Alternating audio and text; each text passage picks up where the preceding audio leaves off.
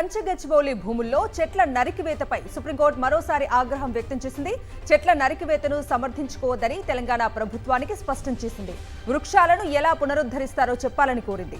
లేదంటే అధికారులు జైలుకు వెళ్లాల్సి వస్తుందని ధర్మాసనం హెచ్చరించింది. 1996లో తాము ఇచ్చిన తీర్పుకు భిన్నంగా అధికారులు సొంత మినహాయింపులు ఇస్తే వారే బాధ్యులు అవుతారని స్పష్టం చేసింది. పర్యావరణ పరిరక్షణ విషయంలో రాజీ పడేది లేదన్న సర్వోన్నత న్యాయస్థానం 100 ఎకరాల్లో చెట్లను ఎలా పునరుద్ధరిస్తారో చెప్పాలని ప్రశ్నించింది. కంచగచ్చిబౌలి భూముల్లో అన్ని పనులు ఆపేశామని కోర్టుకు తెలిపింది తెలంగాణ ప్రభుత్వం. భవిష్యత్తులో ఇలాంటివి జరగకుండా జాగ్రత్తలు తీసుకుంటామని తెలిపింది. ఫేక్ వీడియోలతో తప్పుడు ప్రచారం చేశారని ధర్మాసనం దృష్టికి తీసుకెళ్లింది. తదుపరి విచారణ మే 15కు వాయిదా వేసింది సుప్రీంకోర్టు.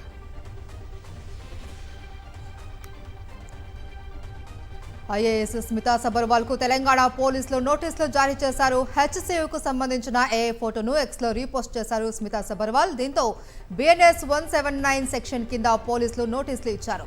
మార్చి 31న హాయ్ హైదరాబాద్ అనే పోస్టుకు స్మిత రీపోస్ట్ చేశారు. తప్పుడు ఫోటోను షేర్ చేశారు అని పోలీసులు ఆమెకు నోటీసులు జారీ చేశారు.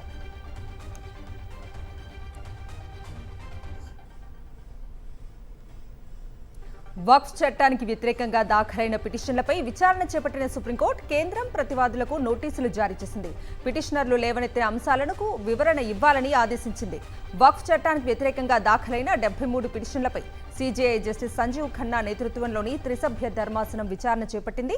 ఈ సందర్భంగా వక్ఫ్ చట్టంలో చేసిన 2 కీలక సవరణలపై కేంద్రాన్ని ప్రశ్నించింది. వక్ఫ్ పై యూజర్ ప్రొవిజన్ను తొలగించడం సమస్యలకు కారణం కావచ్చని తెలిపింది.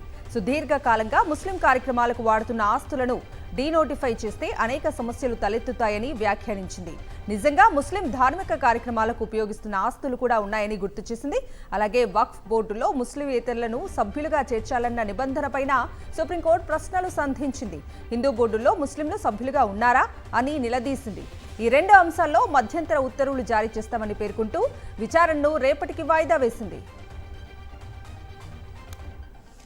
AP CM Chandrababu, Bihar CM Nitish Kumar ముస్లింలను మోసం చేశారు అని మండిపడ్డారు పశ్చిమ బెంగాల్ ముఖ్యమంత్రి తృణమూల్ అధినేత్రి మమతా బెనర్జీ. వారి మద్దతు వల్లే పార్లమెంట్లో వక్ఫ్ బిల్లు పాస్ అయిందని ధ్వజమెత్తారు. ముర్షిదాబాద్ జిల్లాలో వక్ఫ్ చట్టం వ్యతిరేక ఆందోళనలు హింసాత్మకంగా మారిన వేళ కోల్కతాలో ఇమాంలు, ముస్లిం క్లరిక్లతో భేటీ అయ్యారు దీదీ. వక్ఫ్ బిల్లుకు వ్యతిరేకంగా పార్లమెంటు ఉభయ సభల్లో టీఎంసీ ముందుండి పోరాడిందని తెలిపారు. ఈ సందర్భంగా చంద్రబాబు, నితీష్ పై తీవ్ర స్థాయిలో ఆగ్రహం వ్యక్తం చేశారు దీదీ. నమ్మి ఓట్లు వేసిన ముస్లింలను వారిద్దరూ పట్టించుకోలేదు అంటూ విమర్శలు గుప్పించారు. డిఎల్ఎఫ్ ల్యాండ్ డీల్ కేసులో వ్యాపారవేత్త రాబర్ట్ వాద్రాను వరుసగా 2వ రోజు విచారించింది ఎన్ఫోర్స్మెంట్ డైరెక్టరేట్. ఉదయం 11 గంటల సమయంలో ఈడీ ఆఫీస్కు వచ్చిన వాద్రాను దాదాపు 2 గంటల సేపు ప్రశ్నించారు దర్యాప్తు అధికారులు. భూ ఒప్పందానికి సంబంధించిన లావాదేవీలపై ఆరా తీశారు. ఈ కేసులో నిన్న దాదాపు 6 గంటల సేపు వాద్రాను విచారించింది ఈడీ. వరుసగా 2వ రోజు ఈడీ ఆఫీస్కు వచ్చిన రాబర్ట్ వాద్రా వెంట ఆయన భార్య, కాంగ్రెస్ ఎంపీ ప్రియాంక వాద్రా కూడా వచ్చారు. తాను గాంధీ కుటుంబంలో భాగం కావటం వల్లే తనను లక్ష్యంగా చేసుకున్నారని రాబర్ట్ వాద్రా ఆరోపించారు. అలాగే తాను త్వరలో రాజకీయాలకు వస్తానని చెప్పారు. నేషనల్ హెరాల్డ్ కేసులో కాంగ్రెస్ అగ్రనేతలు సోనియా గాంధీ, రాహుల్ గాంధీపై ఈడీ ఛార్జ్ షీట్ దాఖలు చేయడాన్ని నిరసిస్తూ కాంగ్రెస్ నేతలు ఆందోళన చేపట్టారు. దేశవ్యాప్తంగా ఈడీ ఆఫీసుల ఎదుట నిరసన ప్రదర్శన చేపట్టారు. ఢిల్లీలో ఈడీ ఆఫీస్ ముట్టడికి యత్నించిన కాంగ్రెస్ శ్రేణులను పోలీసులు అడ్డుకున్నారు. ఆందోళనకారులను అదుపులోకి తీసుకుని స్టేషన్కు తరలించారు. నేషనల్ హెరాల్డ్ కేసులో మంగళవారం ఛార్జ్ షీట్ దాఖలు చేసింది ఈడీ. సోనియా గాంధీని A1గా, రాహుల్ను A2గా చేర్చింది.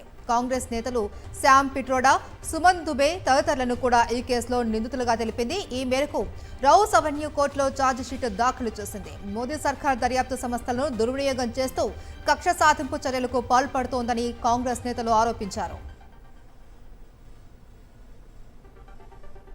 నేషనల్ హెరాల్డ్ కేసులో చట్టం తన పని తాను చేసుకుపోతుంది అన్నారు కేంద్ర మాజీ మంత్రి రవిశంకర్ ప్రసాద్. అక్రమాలకు పాల్పడిన వారు తప్పించుకోవటానికి ఇది కాంగ్రెస్ పాలన కాదని, ప్రధాని మోదీ నడిపిస్తున్న దేశమని స్పష్టం చేశారు.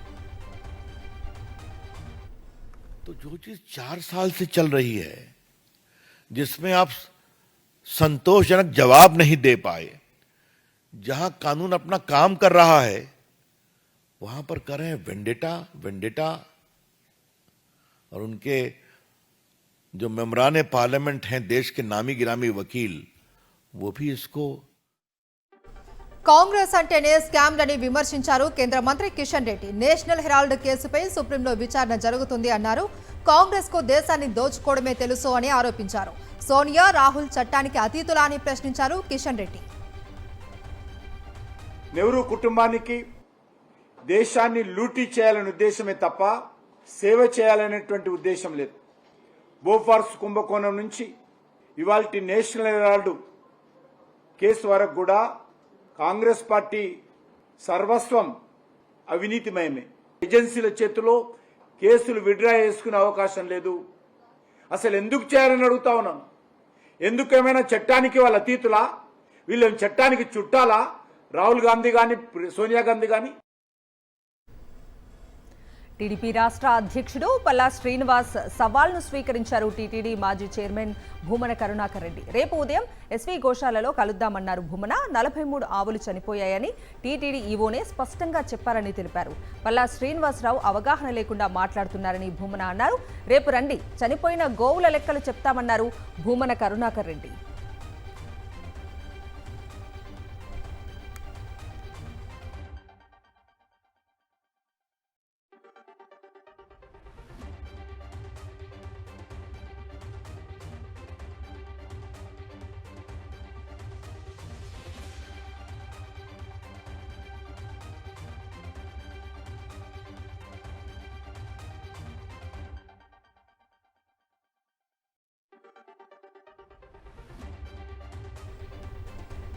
టీడీపీ రాష్ట్ర అధ్యక్షుడు పల్లా శ్రీనివాస్ సవాల్ను స్వీకరించారు టీటీడీ మాజీ చైర్మన్ భూమన కరుణాకర్ రెడ్డి.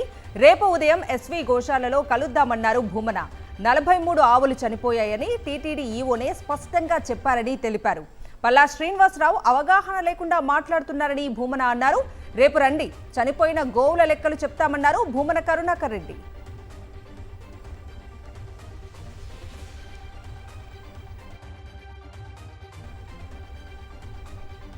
కర్నూలు జిల్లా ఆదోని మున్సిపల్ చైర్మన్ పై అవిశ్వాస తీర్మానం వైఎస్ఆర్సీపీ నెగ్గింది. మున్సిపల్ చైర్పర్సన్ శాంత ఒంటెద్దు పోకడ్లకు వ్యతిరేకంగా అవిశ్వాసం తీర్మానం పెట్టారు వైఎస్ఆర్సీపీ కౌన్సిలర్లు. కలెక్టర్ ఆదేశాలతో అవిశ్వాస తీర్మానం పెట్టారు sub collector Bharadwaj. Municipal chairperson శాంతకు వ్యతిరేకంగా 36 మంది ఓట్లు వేయడంతో అవిశ్వాస తీర్మానం నెగ్గించుకుంది వైఎస్ఆర్సీపీ.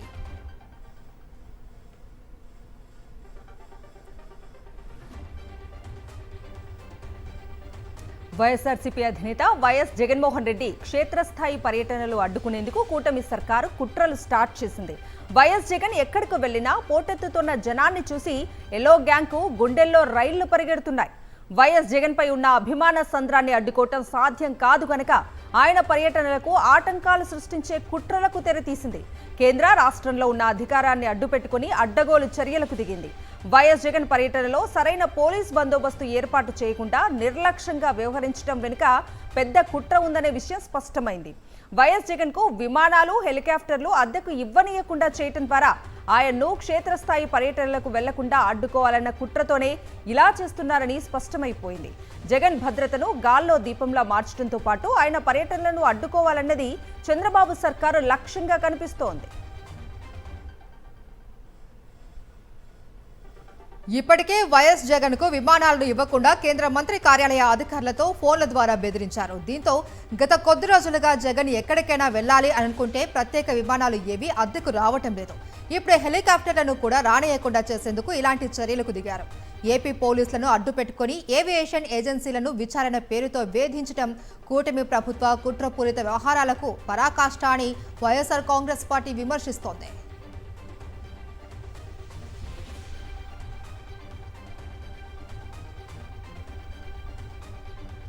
వైఎస్ జగన్ పర్యటనలపై కూటమి ప్రభుత్వం కుట్రలు చేస్తోందని మండిపడ్డారు మాజీ మంత్రి ఉషశ్రీ చరణ్. వైఎస్ జగన్ ను క్షేత్రస్థాయిలోకి వెళ్లనీయకుండా ఆటంకాలు సృష్టిస్తున్నారని ఆగ్రహం వ్యక్తం చేశారు. ఎన్ని కుట్రలు పన్నినా వైఎస్ జగన్ ను ఏ శక్తి ఆపలేదన్నారు ఉషశ్రీ చరణ్.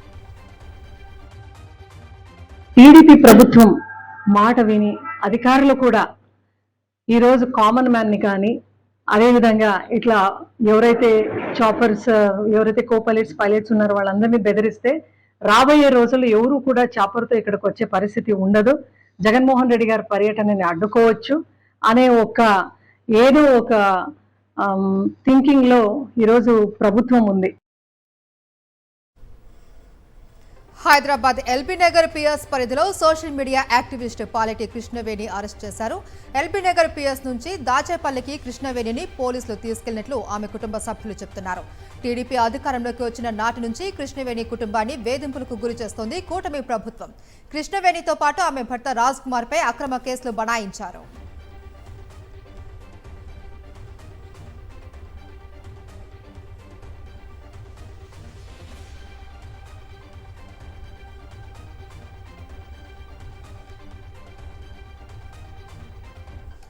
హైదరాబాద్ ఎల్బీ నగర్ పిఎస్ పరిధిలో సోషల్ మీడియా యాక్టివిస్ట్ పాలెటి కృష్ణవేణిని అరెస్ట్ చేశారు.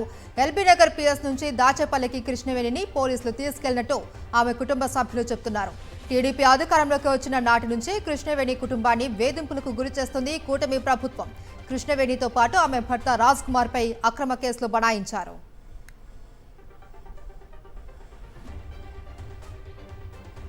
కూటమి పార్టీ నేతలు కుట్ర రాజకీయాలు చేస్తున్నారని మండిపడ్డారు మాజీ మంత్రి గుడివాడ అమర్నాథ్. జీవీఎంసీలో కూటమి పార్టీకి బలం లేకపోయినా మేయర్పై అవిశ్వాసం పెట్టారని ఆగ్రహం వ్యక్తం చేశారు. వైఎస్ఆర్సీపీ కార్పొరేటర్లను భయభ్రాంతులకు గురి చేస్తున్నారన్నారు. నెల రోజులుగా విశాఖపట్నం నగరంలో నగర మేయర్ గారి మీద అవిశ్వాస తీర్మానం పెడుతూ కూటమి పార్టీలకు చెందినటువంటి నాయకులు చేస్తున్నటువంటి రాజకీయాన్ని మీరు అందరూ కూడా చూస్తూ ఉన్నారు. వాస్తవానికి గ్రేటర్ విశాఖ మున్సిపల్ కార్పొరేషన్లో కూటమి పార్టీలకి వారి పార్టీ బలం లేకపోయినప్పటికీ గౌరవ మేయర్ గారి మీద అవిశ్వాస తీర్మానాన్ని పెట్టి ఏదో రకంగా వారిని ఆ మేయర్ పీఠం నుంచి దించేయాలని, తద్వారా మరో విశాఖ కూటమి ఎమ్మెల్యేలలో ప్రోటోకాల్ వివాదం తలెత్తింది. అప్పన్నస్వామి చందనోత్సవం రివ్యూ మీటింగ్ కు పిలవకపోవడంపై ఎమ్మెల్యే బండారు సత్యనారాయణ అసహనం వ్యక్తం చేశారు. తమను అంటరాని వాళ్లుగా చూస్తున్నారా అంటూ ఆగ్రహం వ్యక్తం చేశారు. తనను ఎందుకు సమీక్షకు పిలవలేదో చెప్పాలి అంటూ మండిపడ్డారు ఎమ్మెల్యే బండారు.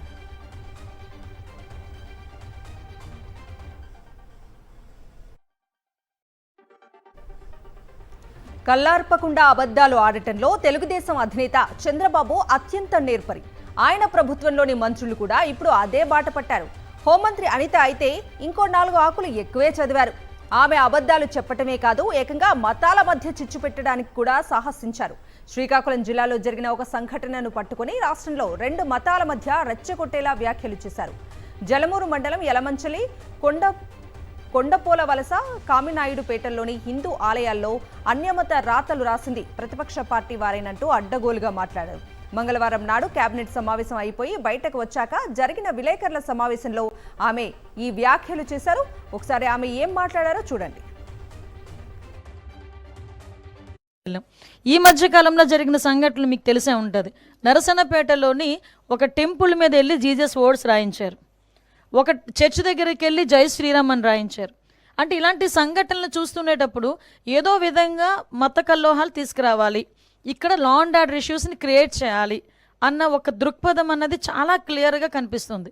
ఇది నేను చాలా సందర్భాల్లో చెప్తానండి. ఒక క్రిమినల్ పాలిటిక్స్లో ఉంటే ఎటువంటి సంఘటనలు జరుగుతాయో అవే సంఘటనలు ఇప్పుడు వాళ్ళు చేయడానికి రెడీ అవుతున్నారు. చూశారు కదా, ఒక క్రిమినల్ రాజకీయాల్లో ఉంటే రాజకీయాలు ఇలాగే ఉంటాయంటూ బిల్డప్ ఇస్తూ ఆమె నీతి వచనాలు చెప్పారు. పైగా శ్రీకాకుళం జిల్లాలో హిందూ ఆలయాలలో అన్యమత రాతల వెనుక ప్రతిపక్ష పార్టీ నేతలు ఉన్నట్లు అడ్డగోలుగా మాట్లాడారు. వాస్తవానికి ఆ కేసులో ఏం జరిగిందో, ఆమెను ఆమె పార్టీని వెనకేసుకు వచ్చే ఎల్లో మీడియాలో కూడా వార్తలు వచ్చాయి. హోంమంత్రి అనితకు కనీసం పత్రికలు చూసే అలవాటు కూడా లేనట్టుంది. అందుకే రాష్ట్రంలో ఏం జరుగుతుందో కూడా ఆమెకు తెలియటం లేదు. పైగా తన శాఖలో ఏం జరుగుతుందో, ఎస్పీలు ఏం ప్రెస్ మీట్ పెట్టి ఏం మాట్లాడుతున్నారో కూడా ఆమెకు అసలు తెలియనట్లు ఉంది. అంటే పేరుకే హోంమంత్రి కానీ ఆమెకు ఆ శాఖపై కొంచెం కూడా పట్టు లేదు అని చాలా క్లియర్గా అర్థమవుతుంది. అసలు ఏం జరిగిందో శ్రీకాకుళం జిల్లా ఎస్పీ మహేశ్వర్ రెడ్డి విలేకరుల సమావేశంలోనే ప్రకటించారు. ఏ రాజకీయ పార్టీకి సంబంధం లేదు అని స్పష్టం చేశారు. ఆ వివరాలేంటో ఓసారి మీరే చూడండి. సో దీని మోటివ్ ఏంటంటే, మనకి యలమంచిలి ఆ చుట్టుపక్కల విలేజెస్కి సంబంధించి ఇప్పుడు ఆల్రెడీ బాగా రన్ అవుతున్న చర్చ్ ఒకటి, బుడితి దగ్గర ఉన్న చర్చ్ ఒకటే. రీసెంట్గా ఏంటంటే యలమంచిలి విలేజ్ అవుట్స్కట్స్లో ఒక కొత్త చర్చ్ని కన్స్ట్రక్షన్ చేయడానికి వాళ్ళు ప్లాన్ చేసుకున్నారు. ఇంకొక పాస్టర్ ఎవరైతే ఉన్నారో వాళ్ళు ప్లాన్ చేసుకున్నారు. సో ఎప్పుడైతే వాళ్ళు ప్లాన్ చేసుకున్నారో ఇక్కడ బుడితి చర్చికి రావాల్సిన మన భక్తులు మన క్రిస్టియన్స్ ఎవరైతే ఉన్నారో వాళ్ళు రావడం తగ్గిపోతుంది అన్న వర్షన్ తోటి ఈ ప్రాబ్లమ్ని ఇట్లా క్రియేట్ చేస్తే విలేజర్స్ ఆటోమేటిక్గా కొత్త చర్చిని కట్టడానికి అపోజ్ చేస్తారు కాబట్టి సో ఈ పాస్టర్ అన్న వాళ్ళు ఈ ఆలోచన చేసి ఆ టెంపుల్లో దీన్ని రాపిస్తే లోకల్ విలేజర్స్ ఎవరైతే ఉన్నారో చర్చికి అపోజ్ చేయడం జరుగుతుందన్న ఒక ఆలోచనతోటి వీళ్ళు చేసినట్లు మనకి క్లియర్గా తెలుస్తోంది. ఇది హోంమంత్రి వ్యాఖ్యలపై తీవ్ర స్థాయిలో మండిపడ్డారు మాజీ ఎమ్మెల్యే మల్లాది విష్ణు. జగన్ను ఎదుర్కోలేక మతముద్ర వేస్తున్నారని ఆరోపించారు. ప్రజలు ప్రశ్నిస్తారని డైవర్షన్ పాలిటిక్స్ చేస్తున్నారని ఆగ్రహం వ్యక్తం చేశారు మల్లాది విష్ణు. చర్చిల మధ్య ఉన్నటువంటి దానికి అక్కడ జరిగినటువంటి సంఘటన అని చెప్పారు. కానీ హోంమంత్రి గారు ఏం మాట్లాడారంటే క్రిమినల్ పాలిటిక్స్ లో ఉంటాడు. ఇలా అబద్దాలు చెప్పేవాళ్ళు, అసత్యాలు చెప్పేవాళ్ళు, తప్పుదారు పట్టించేవాళ్ళు, ప్రజల్ని తప్పుదారు పట్టించేటటువంటి వాళ్ళని క్రిమినల్స్ అంటారు. కూటమి ప్రభుత్వంలో ప్రతి ఒక్కరికి కూడా ఆ 3 పార్టీలకి, ఆ పార్టీల్లో ఉన్నటువంటి ప్రభుత్వంలో ఉన్నటువంటి నాయకులందరికీ కూడా ఇది ఒక అలవాటుగా మారిపోయింది. ఎందుకంటే జగన్మోహన్ రెడ్డి గారి మీద నిందలు వేయటము, ఆయన మీద మతముద్ర తీసుకురావటము, తెలుగుదేశం ప్రభుత్వ హయాంలో కనకదుర్గమ్మ అమ్మవారి కొండ మీద తాంత్రిక పూజలు చేసి అర్ధరాత్రి పూట సీసీ కెమెరాలు తీసేసి పూజలు చేసినటువంటి తాంత్రిక పూజలు చేసినటువంటి పరిస్థితి మనకి తెలుగుదేశం ప్రభుత్వ హయాంలో కనబడదు. అమరావతిలో మళ్లీ ల్యాండ్ పూలింగ్ చేసి భూములను సేకరించాలి అని చూస్తున్న ప్రభుత్వ తీరును తప్పుబట్టారు సిపిఎం రాష్ట్ర కార్యదర్శి శ్రీనివాసరావు. భూములు ఎందుకు పూలింగ్ చేస్తున్నారో ప్రజలకు చెప్పాలి అని డిమాండ్ చేశారు. యాక్చువల్గా 2015లోనే ఈ రాజధాని భూ కేటాయింపుల విషయంలో మేము స్పష్టమైన వైఖరి తీసుకున్నాం. ఆ రోజు చంద్రబాబు నాయుడు గారు దాన్ని అంగీకరించకుండా 33,000 ఎకరాలు ల్యాండ్ పూలింగ్ పేరుతో తీసుకున్నారు. యాక్చువల్ రాజధాని నిర్మాణానికి సచివాలయం కానీ, అసెంబ్లీ కానీ, కోర్టు కానీ, ఎమ్మెల్యేల క్వార్టర్స్, వీటన్నిటి అధికారులు ఐఏఎస్ ఐపీఎస్ క్వార్టర్లతో సహా మొత్తానికి 5-6 వేల ఎకరాలు సరిపోతుంది. ఈ సీడ్ క్యాపిటల్ ఏదైతుందో ఆ సీడ్ క్యాపిటల్ 5-6 వేల ఎకరాల్లో దాన్ని నిర్మించి మిగతా అంతా డెవలప్ ప్రైవేట్ వాళ్ళు చేసుకుంటారు. రైతులు ప్రైవేట్ వాళ్ళు ఎవరికి ఇష్టమైతే వాళ్ళు ఇచ్చుకుంటారు, భూములు అమ్ముకుంటారు, వాళ్ళ ఇష్టం. విజయవాడలో 16వ ఆర్థిక సంఘం ప్రతినిధులను కలిశారు మాజీ మంత్రి బుగ్గన రాజేంద్రనాథ్ రెడ్డి. ఏపీ పన్నుల వాటాను 50% పెంచాలని కోరినట్లు తెలిపారు.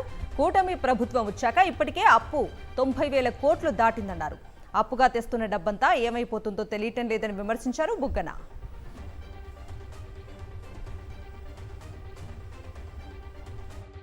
మేము వైఎస్ఆర్ కాంగ్రెస్ పార్టీ తరఫున సిఫార్సు మా సలహా ఏమంటే, అయ్యా 42 ఇచ్చినా మీరు మళ్ళీ చేతికి వచ్చేటప్పటికి 30 వస్తుంది కదా, అట్లా బదులు ఒక పని చేయండి, 50 ఇవ్వండి. మంగళవారము 1,000 కోట్లు శ్రీలంక ఇంకోటి అండి. ఇప్పుడు ఎక్కడైందండి? ఎంతో కన్సర్న్ ఉండే కదా, ఎంతో చాలా దిగులు ఉండే కదా, ఇప్పుడు ఎక్కడ దిగులు లేదా? ఇప్పుడు రోజు చేస్తున్నారు. ఎప్పుడే 90,000 కోట్లు టచ్ అయింది లేదా ఇప్పుడు ఎవరికి? అంటే మొన్నటి వరకు, ఒక సంవత్సరం కింద వరకు రాష్ట్రం ఏమైపోతుందో అని చెప్పి దిగులు పడిన వాళ్ళందరూ కూడా ఈరోజు ఎక్కడ పోయా దిగులు? సడన్గా పోయినా దిగులు. ఎంత అన్యాయం అండి ఇది. సంవత్సరం అయినా కూడా ఇంతవరకు సంపద సృష్టి అయితే కనపడలేదు, ఇంకా సంపద తగ్గుతుంది.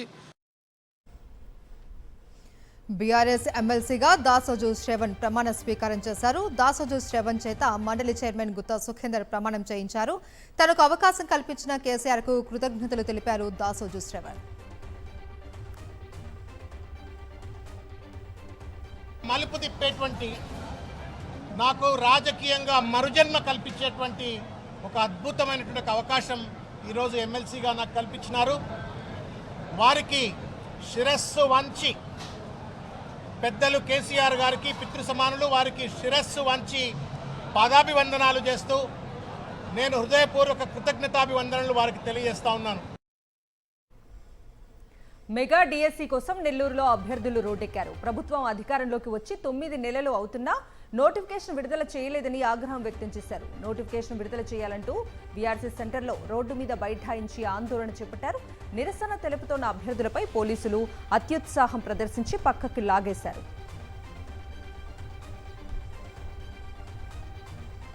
గుంటూరు మిర్చి యార్డు వద్ద అన్నదాతలు ఆందోళన చేపట్టారు. మిర్చిని రోడ్డు మీద పారబోసి నిరసన చేపట్టారు. కూటమి ప్రభుత్వానికి వ్యతిరేకంగా రైతులు నినాదాలు చేశారు. రైతులను అడ్డుకునేందుకు యత్నించారు పోలీసులు. రైతుల దగ్గర నుంచి మిర్చి బస్తాలను లాక్కోవడానికి పోలీసులు ప్రయత్నించడంతో రైతులు ఆగ్రహం వ్యక్తం చేశారు. వైఎస్ఆర్సీపీ హయాంలో తాము పండించిన మిర్చికి మంచి గిట్టుబాటు ధర దక్కింది అని రైతులు తెలిపారు.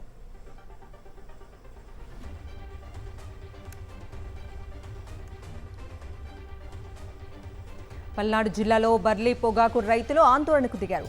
చిలకలూరుపేట తహసీల్దార్ కార్యాలయం వద్ద ధర్నా చేపట్టారు. 3 ఏళ్ల నుంచి పొగాకు ధరలు బాగుండటంతో రైతులు విస్తారంగా సాగు చేశారు. ఖర్చులు పెరిగినా కొంత మిగులుతుందనే ఆశతో అప్పులు చేసి మరీ పొగాకు వేశారు. కానీ కంపెనీలు పంటను కొనకుండా రైతులను ఇబ్బందులకు గురి చేస్తున్నాయి. ఏజెంట్ల ద్వారా తక్కువ ధరకు కొని రైతులకు అన్యాయం చేస్తున్నారు. గతేడాది 17 నుంచి 18 వేలకు ధర పలకగా ఈసారి 4 వేల నుంచి 5 వేలకు మించడం లేదు. తమ గోడు ఆలకించాలని ఎంఆర్ఓకు రైతులు వినతి పత్రం సమర్పించారు. కాగా గుంటూరులోనూ మిర్చి రైతులు రోడ్డెక్కారు. పల్నాడు జిల్లా గురజాల టీడీపీ ఎమ్మెల్యే ఎరపతినేని శ్రీనివాసరావు పుట్టినరోజు వేడుకల్లో పిడుగురాల టౌన్ సీఐ శ్రీరామ్ వెంకట్రావు పాల్గొన్నారు. యూనిఫామ్లోనే బర్త్డే సెలబ్రేషన్స్ లో పాల్గొని కట్ చేసిన కేక్ ను టీడీపీ నాయకులకు తినిపించారు. తెలుగుదేశం నాయకులతో కలిసి సీఐ వెంకట్రావు ఎరపతినేని పుట్టినరోజు వేడుకల్లో పాల్గొనడంతో ఇప్పుడు వివాదాస్పదంగా మారింది. కాకి ముసుగులో ఉన్న టీడీపీ నేత అని సీఐ శ్రీరామ్ వెంకట్రావుపై సోషల్ మీడియాలో నెటిజన్లు విమర్శనాస్త్రాలు సంధిస్తున్నారు. వచ్చే వారం ఇంటర్మీడియట్ ఫలితాలు విడుదల చేస్తామని తెలంగాణ ఇంటర్మీడియట్ బోర్డు కార్యదర్శి కృష్ణ ఆదిత్య స్పష్టం చేశారు. ఫలితాలకు ముందుగానే ఈసారి సమాధాన పత్రాల రీవాల్యుయేషన్ జరుగుతోందని, రిజల్ట్స్తో ఎటువంటి తప్పులు దొరలకుండా అన్ని జాగ్రత్తలు తీసుకుంటున్నామన్నారు. ఇంటర్ విద్యార్థులపై బలవంతంగా సంస్కృతం రుద్దటం లేదని, తెలుగు సబ్జెక్ట్ని ఎంచుకున్నా ఎటువంటి ఇబ్బంది లేదని కృష్ణ ఆదిత్య తెలిపారు.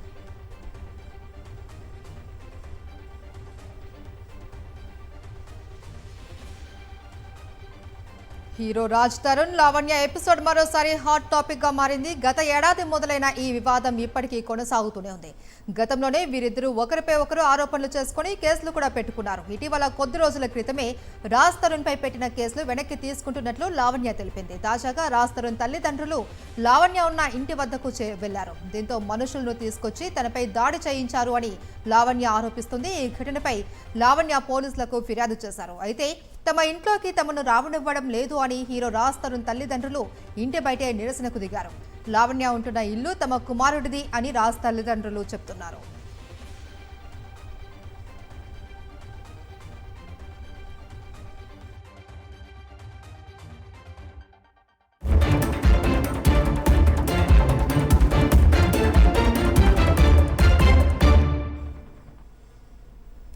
నేషనల్ అప్డేట్స్ చూద్దాం. సుప్రీంకోర్టు తదుపరి ప్రధాన న్యాయమూర్తిగా జస్టిస్ బిఆర్ గవాయ్ బాధ్యతలు చేపట్టనున్నారు.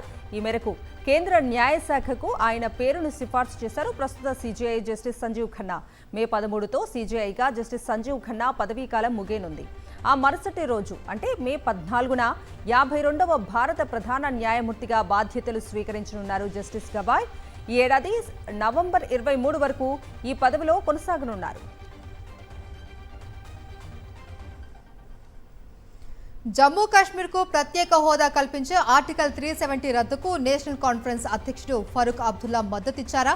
ఈ విషయంలో అంతర్గతంగా కేంద్రానికి మద్దతుగా నిలిచారా అంటే అవును అని అంటున్నారు. మాజీ చీఫ్ ఏఎస్ దౌలత్ ఆర్టికల్ 370 రద్దుకు వ్యతిరేకంగా పోరాడినా లోపల మాత్రం ఆయన కేంద్రానికి మద్దతుగా ఉండేవారు అని ఆరోపించారు.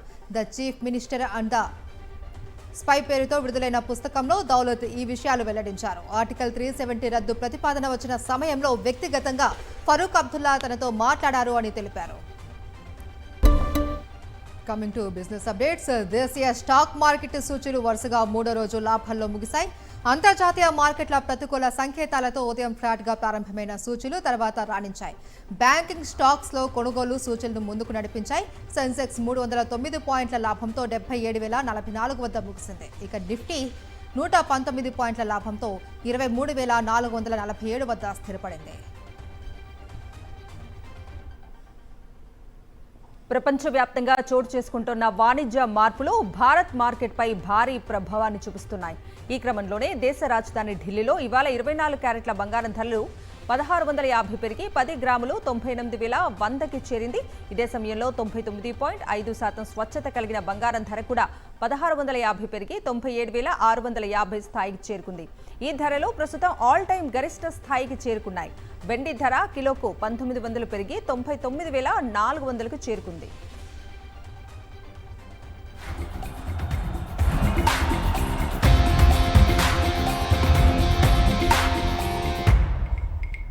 స్పోర్ట్స్ అప్డేట్స్ చూద్దాం. రాజస్థాన్ రాయల్స్ తో జరుగుతున్న మ్యాచ్ లో ఢిల్లీ క్యాపిటల్స్ ఇన్నింగ్స్ ముగిసింది. 20 ఓవర్లలో 5 వికెట్ల నష్టానికి 188 పరుగులు చేసింది Delhi Capitals. Jofra Archer 2, Mahesh Theekshana, Wanindu Hasaranga ఒక్కో వికెట్ పడగొట్టారు. రాజస్థాన్ రాయల్స్ కు ఢిల్లీ క్యాపిటల్స్ 189 పరుగుల టార్గెట్ పెట్టింది.